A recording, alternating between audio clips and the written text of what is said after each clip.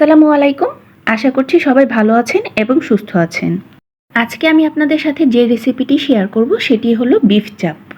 ভিন্ন ভিন্ন রেসিপিতে বিফ চাপ তৈরি করা যায়। আমি আজকে খুবই সহজভাবে বিফ চাপের রেসিপিটি আপনাদের সাথে শেয়ার করব। এভাবে বিফ চাপ তৈরি করে দেখবেন, আশা করছি আপনাদের কাছেও খুব ভালো লাগবে।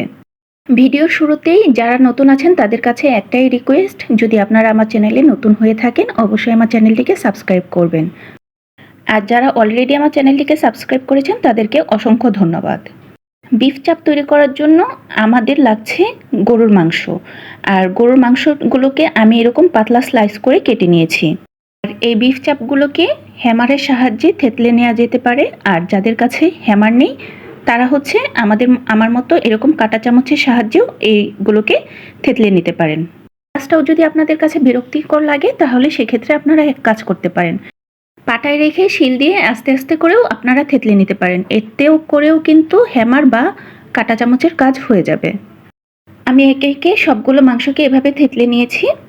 এখানে প্রায় হাফ কেজির মতো মাংস দিয়ে চাপ করে নিচ্ছি। আর দিয়ে দিচ্ছি 1.5 চা চামচ পরিমাণে মরিচের গুঁড়া, 1 চা চামচ পরিমাণ দিচ্ছি আমি হলুদের গুঁড়া, আর 1/4 চা চামচ দিচ্ছি আমি জিরার গুঁড়া, হাফ চা চামচ দিচ্ছি ধনিয়ার গুঁড়া, 1 টেবিল চামচ পরিমাণে দিয়ে দিচ্ছি আমি টক দই, 1 চা চামচ পরিমাণ দিচ্ছি আমি আচার, আর আচারের তেল দিয়ে দিচ্ছি।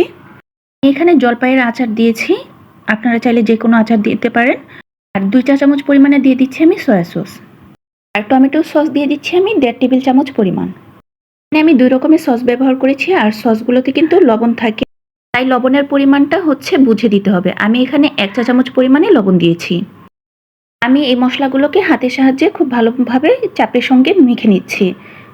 আমি একটু সময় নিয়ে চাপগুলোকে খুব ভালোভাবে মেখে নিচ্ছি, যাতে করে মশলাগুলো চাপের গায়ে খুব ভালোভাবে লেগে যায়।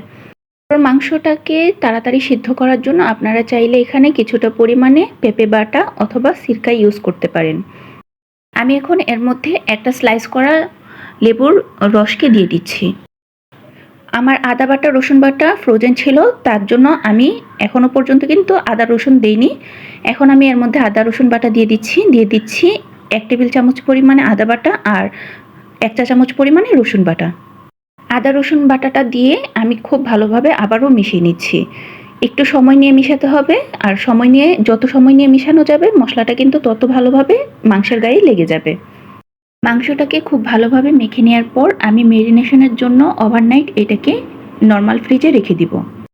হাতে কম সময় থাকলে মিনিমাম আধা ঘন্টা হলেও এটাকে মেরিনেশনের জন্য রেখে দিতে পারেন। মাংসটা মেখে নেওয়ার পর আমি এটাকে একটা ঢাকনা দিয়ে ঢেকে দিচ্ছি। হাতের কাছে অথবা বাসায় যদি র্যাপিং পেপার থাকে সেক্ষেত্রে কিন্তু আপনারা র্যাপিং পেপার দিয়ে এটা করে নিতে পারেন। আমি এখন এটাকে নর্মাল ফ্রিজে রেখে দিচ্ছি সারা রাতের জন্য। আমি চুলায় একটি কড়াই বসিয়ে দিয়েছি, আর এতে দিয়ে দিচ্ছি পরিমাণ মতো সয়াবিন তেল। তেলটা হালকা গরম হয়ে আসলে এতে একটা একটা করে চাপ দিয়ে দিচ্ছি। আমি ভাজার জন্য এখানে সয়াবিন তেল ইউজ করেছি, আপনারা চাইলে এখানে সরিষার তেলেরও ব্যবহার করতে পারেন। আমি একসাথে 3টা চাপ দিয়ে দিচ্ছি, আর এখন এটাকে লো আঁচে রেখে ঢাকনা দিয়ে ঢেকে দিচ্ছি। গরুর মাংস সিদ্ধ হতে যেহেতু একটু সময় লাগে, তাই চাপগুলো ভেজে নেওয়ার সময় অবশ্যই ঢাকনা দিয়ে ঢেকে লো আঁচে এটাকে ভেজে নিতে হবে। তা না হলে দেখা যাবে চাপগুলো বাইরে থেকে সুন্দর একটা কালার চলে আসবে, কিন্তু ভেতর থেকে এটা সিদ্ধ হবে না। চাপগুলোকে উল্টে দিয়েছি, উল্টে দেওয়ার পর আমি আবারও ঢাকনা দিয়ে ঢেকে দিচ্ছি। আরও কিছুটা সময় পর আমি আবারও ঢাকনা সরিয়ে নিচ্ছি। এখন আমি চাপগুলোকে আবারও উল্টে দিচ্ছি। বারবার উল্টে দিলে 2টা সাইডেই খুব সুন্দরভাবে কুক হবে। আমি বেশ কয়েকবার ঢাকনা দিয়ে ঢেকে দিয়েছি, আর এগুলোকে বারবার করে উল্টে দিয়েছি। এর মধ্যে আমার চাপগুলো খুব ভালোভাবে ভেজে নেওয়া হয়ে গিয়েছে। এখন আমি এগুলোকে তেল ঝরিয়ে নামিয়ে নিচ্ছি। চাপগুলোকে তুলে নেওয়ার পরও এখানে কিছুটা তেল অবশিষ্ট আছে।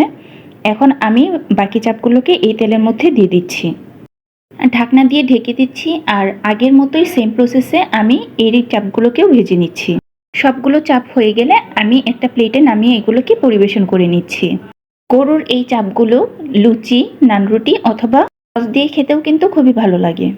ভালো থাকবেন, আর ভিডিওটি দেখার জন্য সবাইকে অনেক অনেক ধন্যবাদ।